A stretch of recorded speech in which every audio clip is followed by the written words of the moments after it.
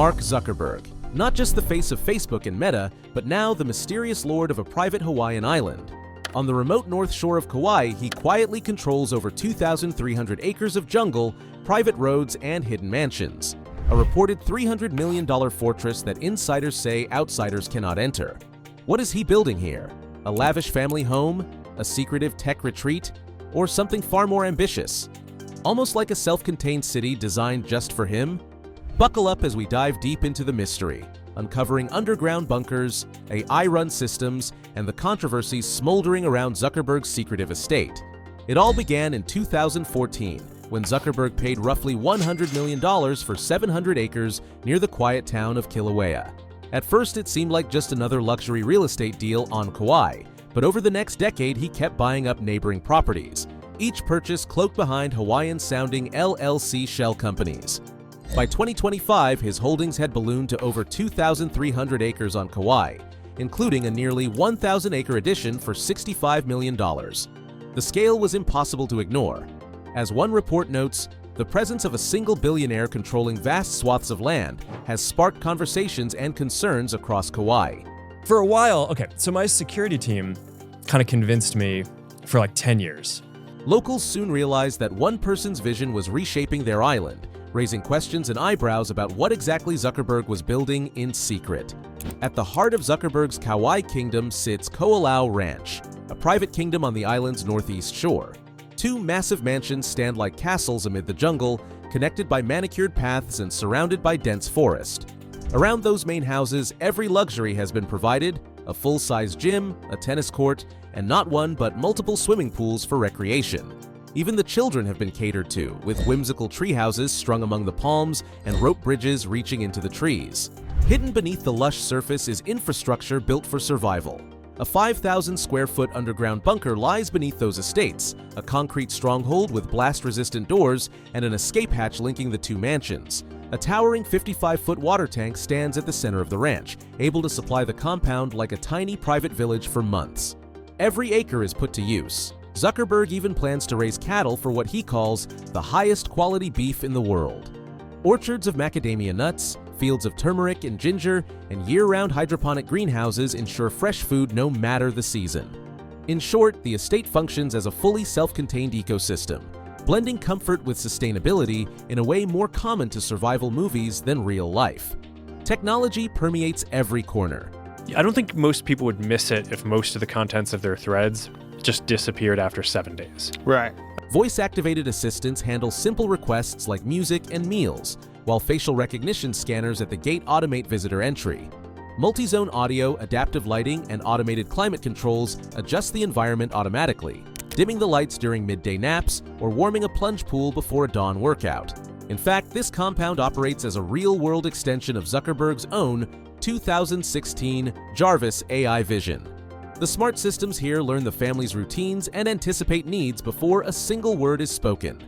So, at some point, I think, making it so that you could build an AI version of yourself. Nothing about this ranch is ordinary, especially the security. Cameras are everywhere, surveillance systems monitor every entrance, and motion detectors sweep the grounds constantly. Keypad locks and biometric gates control access to every building, ensuring only authorized people can get through. On top of that, over 20 AI-monitored cameras ring the perimeter, and even the sky is watched. Personal drones are reportedly banned above the estate. Some people just want a simple experience where it's like, all right, I got the AI, I got the ability to listen to music and phone calls and do all that. Inside, staff live in secret. Every worker signs a rock-solid NDA, and construction crews are walled off from each other so no one ever sees the whole plan. Some insiders report co-workers getting fired for snapping photos. It's a fortress built on secrecy and compartmentalization. The level of protection here begs the question, are these grand spaces purely for family and friends, or is it something more complex? But the Ko'olau Ranch has never been quiet, even when Zuckerberg tried to stay under the radar. From the start, his land grab stirred anger. Some of the plots he acquired were Kuleana lands belonging to native Hawaiian families. When descendants filed lawsuits to keep their ancestral burial grounds, Zuckerberg eventually settled and publicly apologized in 2017. Still, locals call him the face of neo-colonialism, and many never forgot. Along the shoreline, tensions even played out in stone. A 6-foot lava rock wall now runs for a mile along the coast, severing a historic public trail. Good morning. Well, here on the island of Kauai, Mark Zuckerberg recently had this stone wall built around land he bought here in 2014. County rules say the path must stay open, but for years the only passage was through small pedestrian gates in Zuckerberg's fence. To Hawaiians, that wall became a symbol. One man's property rising over paths walked for generations. Beyond land rights, practical concerns followed. The massive construction pulled hundreds of workers and vast amounts of water from this island, even during droughts. Rumors swirled that Ko'olau Ranch was draining a community reservoir. Faced with outcry, local officials questioned if any single project should consume so much of Kauai's resources.